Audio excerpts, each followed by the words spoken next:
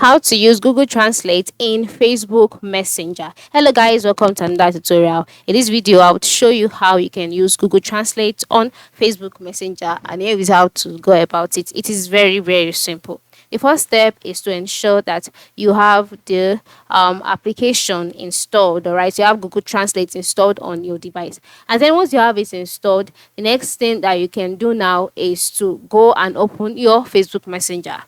So once your Facebook Messenger has been opened, just like mine here, the next thing to do would be to select the chat that you would like to copy the text. So I will just be selecting the chat now. And then after selecting the chat, just go ahead and copy the text. Let's click on the text that you'd like to copy. You can just long click on it this way and then copy it.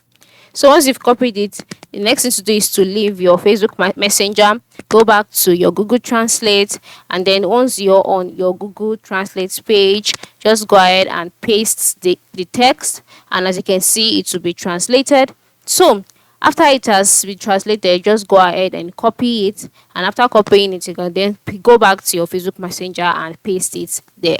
So that is it. This is just how you can use Google Translate in Facebook Messenger. Thanks for watching and have a good day.